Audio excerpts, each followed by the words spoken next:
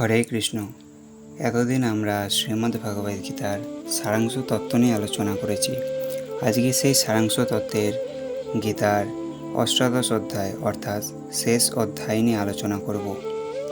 গীতা তত্ত্বসার অর্থাৎ শ্রীমদ্ ভগবদ গীতা সারাংশ তত্ত্ব, অষ্টাদশ অধ্যায় মুখ্য যোগ।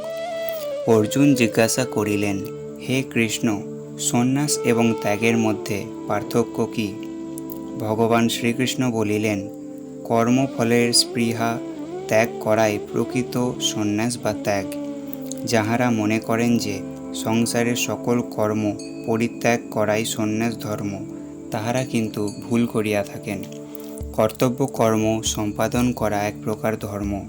ব্রাহ্মণ, ক্ষত্রিয়, বৈশ্য এবং শূদ্র এই চারি প্রকার জাতিরই চারি প্রকার কর্ম আছে। ব্রাহ্মণের কর্ম বেদোধ্যায়ন, শাস্ত্র ও পূজা পাঠ করা। ক্ষত্রিয় জাতির ধর্ম রাজ্য পরিচালনা ও যুদ্ধ করা। বৈশ্য জাতির কর্ম কৃষিকর্ম ও ব্যবসা বাণিজ্য। শূদ্রের কর্ম উক্ত তিন জাতির সেবা করা। স্ব কর্মে নিযুক্ত থাকায় ঈশ্বরের উপাসনা ও নিজ ধর্ম পালন করা হয়। স্বধর্ম ত্যাগ এবং পরধর্ম গ্রহণ করা উচিত নয়। মানব নিজ নিজ কর্মে নিবিষ্ট হইলেই সিদ্ধিলাভ করে।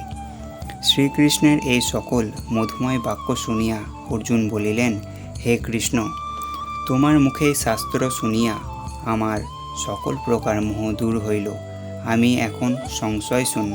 অতএব আমি তোমার কথা মতো কর্তব্য কর্ম অর্থাৎ যুদ্ধ করিব। সঞ্জয় এবার ধৃতরাষ্ট্রকে বলিলেন, হে মহারাজ, আপনার নিকট শ্রীকৃষ্ণ এবং অর্জুনের এই রোমাঞ্চকর কথোপকথন ব্যক্ত করিলাম। আমি ব্যাসদেবের কৃপায় এই পরম গুহ্য যোগ সাক্ষাৎ শ্রীকৃষ্ণের মুখে শুনিয়াছি। শ্রী ভগবানের এই অদ্ভুত পবিত্র সংবাদ ও উপদেশ বাক্য বারবার মনে হইবার কারণে আমার দেহে রোমাঞ্চ হইতেছে এবং আমি পরম আনন্দ অনুভব করিতেছি। ইহা নিশ্চয় যে স্থানে যোগেশ্বর শ্রীকৃষ্ণ এবং গান্ডীবধারী অর্জুন রহিয়াছেন, সেই স্থানে বিজয়, লক্ষ্মী, ঐশ্বর্য এবং স্থির নীতি নিশ্চিত। ইহাই আমার মনে হয়। ইতি গীতা তত্ত্বসার সমাপ্ত।